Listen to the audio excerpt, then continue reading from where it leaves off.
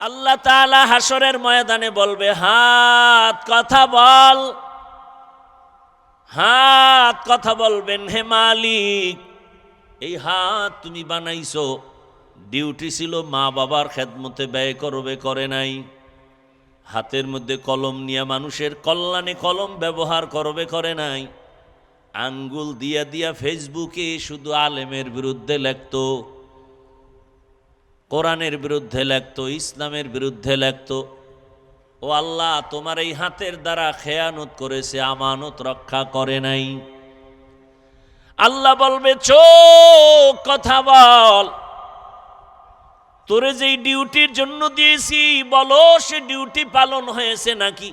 চোখ বলবে, হে মালিক, এই চক্ষু দিয়া মা দেখবে সওয়াব, এই চোখ দিয়া বাবার চেহারা দেখবে সওয়াব, এই চক্ষু দিয়া বাইতুল্লাহর দিকে তাকাবে সওয়াব, এই চক্ষু দিয়া মালিকের কুদরত দেখবে সওয়াব, এই চক্ষু দিয়া কোরআন খুইলা তাকায়া তাকায়া দেখবে সওয়াব।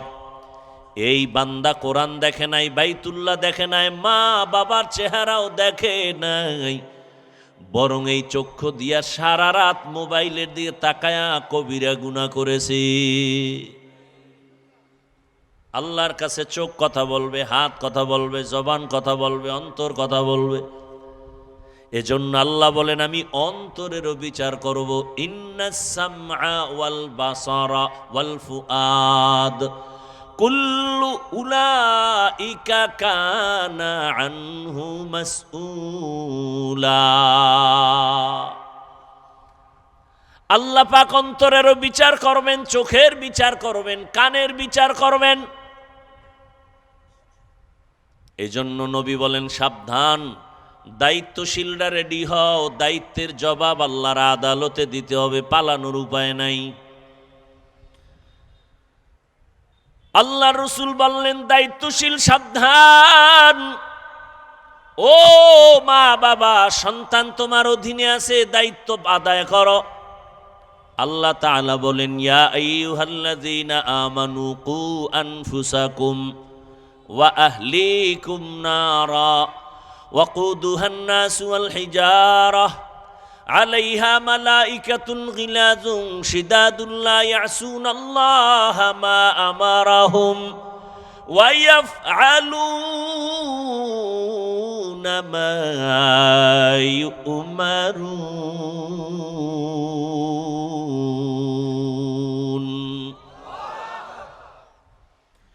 আল্লাহ বলেন, ও মুমিন, জাহান্নাম থেকে আগে নিজেকে বাঁচাও, তোমার আহালরেও বাঁচাও। কেন? বলে, ওয়াকুদুহান নাসু ওয়াল হিজারাহ, জাহান্নামের ইন্ধন হবে মানুষ আর পাথর। আল্লাহ হাসরের ময়দানে জাহান্নামকে জ্বালাবেন মানুষের আর পাথরের মাধ্যমে। এজন্য আল্লাহ বলেন, জাহান্নাম থেকে নিজেকে আগে বাঁচাও, তারপরে তোমার আহালকে বাঁচাও।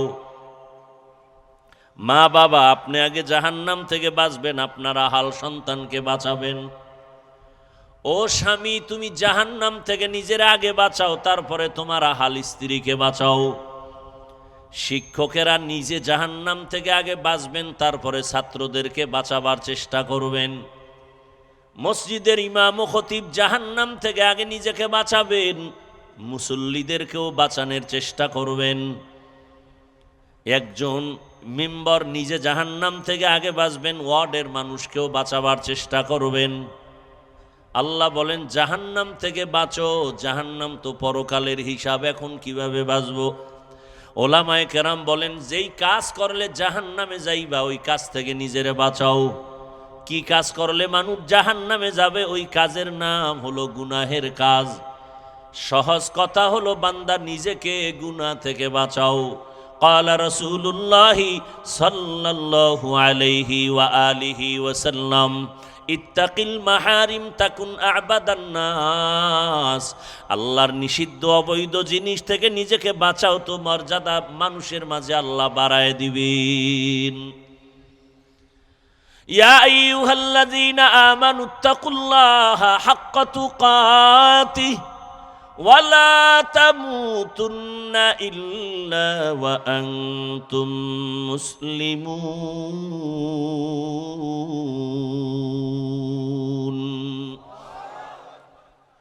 দায়িত্বশীলরা সাবধান, প্রত্যেক মা বাবা জাহান্নাম থেকে আগে বাঁচো। জাহান্নাম থেকে নিজেকে বাঁচাইলেই হবে না, দায়িত্ব আছে আহালকেও বাঁচাও। মা বাবার আহাল হলো সন্তান। একজন সন্তান গিয়া খলিফাতুল মুসলিমিন, তাও যেমন তেমন না, দেখলেই কলিজা কাঁপে হযরত ওমর। ওমরের আদালতে গিয়া বাবা যাইয়া বিচার দিল, আমার সন্তান বাবা হিসাবে আমার হক আদায় করে না। ওমর কয়, তরবারি দেখছো? আমার কথার আগে তরবারি রেডি। সন্তান তোমার হক আদায় করে না বললেই হবে না, ডাকো তোমার সন্তানেরে। সন্তানকে আদালতে হাজির করা হলো। সন্তান আইসা কয়, এই তুই বাবার হক আদায় করনি? ওমর বলে, কয় আমার একটু প্রশ্ন আছে বাবার ব্যাপারে। ওমরের আদালত আদেল ইনসাফের আদালত। ওমর কয়, সন্তান তোমার কি বলার আছে বলো। সন্তান বলেন, খলিফাতুল মুসলিমিন, আমি সন্তান দুনিয়াতে আগে আসি নাই, আমার বাবার সে আগে আগে জানতে চাই, আমি বাবার হক আদায় করার ক্ষেত্রে বাবার পক্ষ থেকে কোনো হক আসেনি আমার উপরে আদায় করবে বলে আছে? সন্তান বলে, জানতে পারি? বলে, হ্যাঁ। কি হক?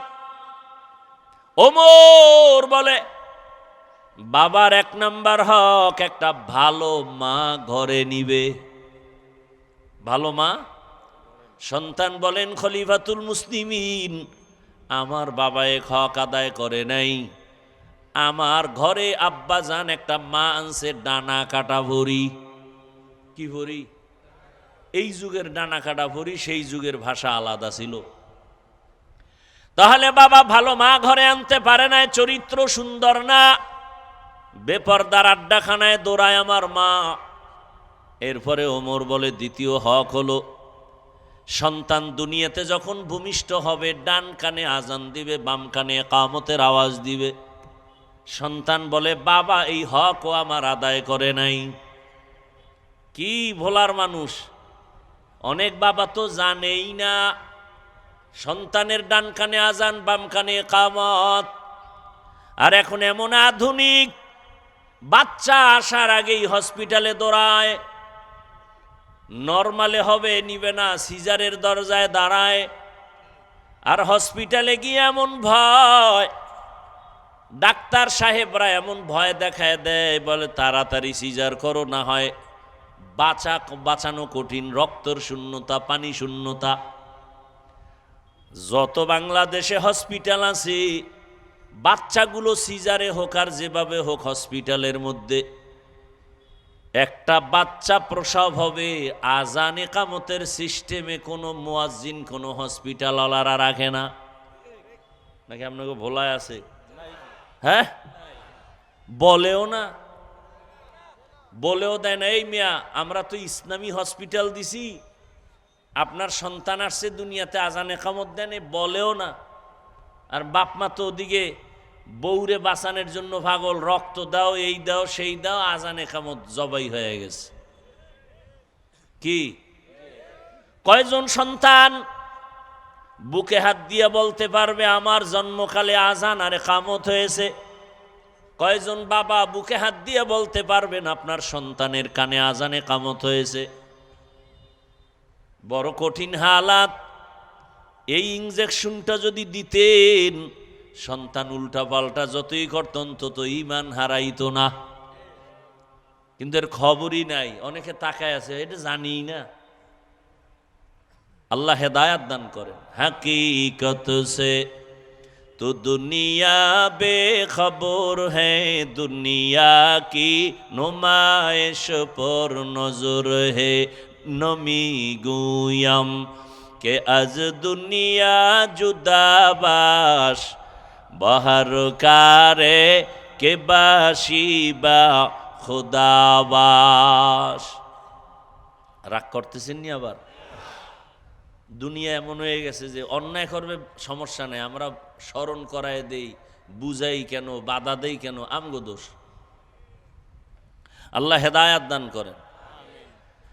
ডান কানে আজান আর বাম কানে কামত। এরপরে বলে আব্বা এ হক আদায় করে নাই। খলিফাতুল মুসলিমিন ওমর বলেন তারপরের হক 7 দিনের দিন আকিকা দিবে, চুল ফালাবে, ভালো নাম রাখবে। সন্তান বলে বাবা সেই হকটাও আদায় করে নাই। 7 দিনের দিন চুল ফালাবে, ভালো নাম রাখবে। কয় আমার নাম রাখছে জউল, জিম আইন ওয়াওলাম বা জিম আইনলাম। আমগো দেশে এখন রাখে না জুয়েল, কোয়েল, দোয়েল, আছে না নাই? মানে ইসলামী নাম নাই দুনিয়ায় না, এজন্য বেঈমানের নাম এমন এমনও নাম রাখে যা বলতেও লজ্জা লাগে। অথচ স্পষ্ট রসুলের সহিহ হাদিস, ইসলামী একটা নামের কারণেও কিয়ামতে মানুষ জান্নাত পাবে, একটা নামের বরকতে। নাম রাখছে সন্তানের তুফান, সন্তানের নাম বৃষ্টি, হাসি, খুশি, সাগর, নদী, নাম নদী, আছে না নাই? সন্তানের নাম সবুজ, বাপের নাম গম্বুজ। হাসেন আপনারা? এক সন্তানের নাম নাকি রাখছে সাগর। কি নাম রাখছে? সাগর। এরকম নামের সন্তান আছে না? আর এখন তো সব ফ্রি মাইন্ড, সব ফ্রি মাইন্ডে চলে। দুনিয়ার আকাম কুকাম করবে, বলবে ফ্রি মাইন্ড। এই ভাই ভলিউম বাড়াও তুমি। দুনিয়ার আকাম কুকাম করে আর বলে ফ্রি মাইন্ড। কি শালিরি নিয়ে ঘুরবে, পর্দার কোনো ভালাই নাই, বেপর্দা আড্ডা, স্লোগান বানায় নিছে কি ফ্রি মাইন্ড। আল্লাহ হেদায়াত দান করুন।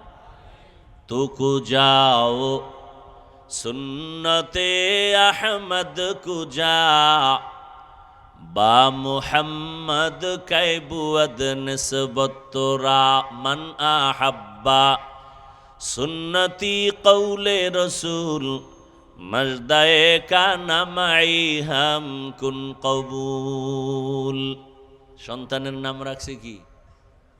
একটু আগে বলছে সাগর। এখন সাগর ডেলি ডেলি অসুস্থ হয়, খালি অসুস্থ। হুজুরের দোয়ার জন্য আছে, ডাডে খানা খাওয়াইছে ঘরে, খাওয়াইলা একাই হুজুর একটু দোয়া করেন, আমার সন্তান সাগর বড় অসুস্থ, কলিজা ধরে দোয়া করেন। হুজুর মোনাজারটা দিয়া জিগাই নাম কি? কয় সাগর। মোনাজারটা হালাই দিছে। কয় যদি মইরাও যাই সাগরের জন্য আমি দোয়া করতে পারবো না, কারণ এই সাগর আমার বাড়ি 3 বার ভাঙছে। এই সাগরে কোনোভাবে সম্ভব না দোয়া করা। তোমার খানার গুল্লি মারি আমি গেলাম, জীবন যাবে, সাগরের জন্য কোনো দোয়া হবে না। हकीकत से तू दुनिया बेखबर है, दुनिया की नुमाइश पर नजर है, नमी गुयम के अज दुनिया जुदाबाश बहर कारे के बाशी बा खुदाबाश चिस्ते दुनिया আজ খোদা গাফিল বুদান কমাশু নুকরাহ ফর জিন্দুজান। খলিফাতুল মুসলিমিন বলেন এর পরের হক, প্রত্যেকটা বাবার দায়িত্ব সন্তানের আদব শিখাবে। ক্বালা রাসূলুল্লাহ সাল্লাল্লাহু আলাইহি ওয়া আলিহি ওয়াসাল্লাম মান বুলিদা লাহু ওয়ালাদুন ফালইউহসিন ইসমাহু ওয়া আদাবাহ فإذا بلغ فليزوجه فإن بلغ ولم يزوجه فأصاب إثما فإنما إثمه على أبيه। সন্তান আস্তে বুঝ হয়ে গেছে, এখন আদব শিখাও। সন্তানের আদব যদি শিখাইতে চাও, ফজরের নামাজের সময় কেজিতে পাঠায় দাও, ঠিক না? সন্তানটারে আদবের শিক্ষা দাও। জমিনের মধ্যে শ্রেষ্ঠ আদর্শওয়ালা শিক্ষা, আদবের শিক্ষা দিলেন আমার রসুল সাহাবাদেরকে। আমার রসুলের আদবওয়ালা শিক্ষার মতো জমিনে কোনো শিক্ষা নাই। আর ওই রসুলের ধারায় যত শিক্ষা, সেই শিক্ষা মাদ্রাসার মধ্যে। একটা বাচ্চা মাদ্রাসায় যখন যায় গিয়া সালাম দেয়, এরপরে শিখে আলিফ বা তা সা জিম। আর এগুলো শিখার আগে গিয়া বসে বসে পড়ে রব্বি জিদনি ইলমা। ঠিক নি? ও আল্লাহ তুমি এলেম বাড়ায়া দাও। আর এই সন্তানটা যখন স্কুলে যায়, ওখানে গিয়া পড়ে আমগো এখানেও পড়ে স্বরস্বরে স্বরবর্ণ ব্যঞ্জন বর্ণ, ওখানে গিয়া পড়ে সরোয়া, এখানেও পড়ে সরোয়া। আমাদের মাদ্রাসায় পড়ে সরোয়ার ব্যাখ্যা ওযু। তাহলে তোমার ভেতরে ধৈর্যের পাহাড়। শিবলি বলে রে গাছ, এত তোমার মধ্যে ধৈর্যের গুণ, তাহলে বলো তোমাকে আগুনে জ্বালানো হয় কেন? তোমারে দিয়া লাকড়ি বানায় আগুন কেন জ্বালায়? গাছ বলে রে শিবলি, ভালো একটা গুণের পাশে একটা জন্মগত আমার খারাপ অভ্যাস আছে, এটার নাম কিবির। আমি নিজের এত বড় মনে করি, আমি জন্ম থেকেই উপরে উঠতে চাই, নত হতে চাই না। আমার উপরে কিছু থাকলে আমি ছিঁড়ে ফেরে উপরে যাই। এই যে উপরে উঠার মতো একটা বাহাদুরি ভাব, এই ভাবটাকে দমন করার হাতিয়ার হলো আমার জন্য আগুন। শিবলি বলে দুইটা নসিহত তোমার থেকে পাইলাম। এক, ধৈর্য ধারণ করব। দুই, অহংকারী করা যাবে না। জমিনের মধ্যে যত মানুষ, সব মানুষের আল্লাহ চলার জন্য সম্মানের সাথে একটা গুণ দান করেছেন। কিন্তু এই গুণ হয়ে যেন বাহাদুর হয়ে না যাও, অহংকারী হয়ে না যাও। এ কারণে আল্লাহ আর একটা সাইড তোমার দুর্বল করে রেখেছেন। আমি হাফিজুর রহমান বয়ান করি, জোহরের নামাজের পরে এত মানুষ, আল্লাহ কয় বাহাদুরি করিস না, তুই বয়ানই করতে পারো। যদি একটা ফতুয়া কেউ জিজ্ঞাসা করে, তুই ফতুয়া দিতে পারবি না। আমার কাছে মাসআলা জিজ্ঞাসা করলে বলবো মুফতি সাহেবের কাছে যাও, সেখান থেকে ফতুয়া নাও। তাহলে আমি এক সাইডে বয়ান করনেওয়ালা, অন্য লাইনে কোরআনের ফতুয়ার ব্যাপারে আমি দুর্বল। পৃথিবীর প্রত্যেকটা মানুষের সম্মানের জায়গায় চলার জন্য একটা গুণ আছে। অহংকারী হতে যেন না পারো, সেজন্য আর একটা দুর্বল সাইটও আছে। বড় লোক টাকার মাস্তানি করে, টাকার অভাব নাই। মাছওয়ালা কয় তোর টাকার গুল্লি মারি, আমার মতো ফকিরের যদি টাকা না দাও তোর কপালে মাছ নাই। বড় লোক যদি বলে গরিবের কাছে যাব না, খোদার কসম প্রত্যেকটা বড় লোক পঙ্গু হয়ে যাবে এক সপ্তাহের মধ্যে, পঙ্গু। তাহলে গরিবের কাছে মাছ আছে, গরিবের কৃষকের কাছে চাল আছে, ডাল আছে, বড় লোকের পকেটে টাকা আছে। এবার গরিব বাহাদুরি করে আমার চাল আমার ডাল, বড় লোক বাহাদুরি করে আমার টাকা।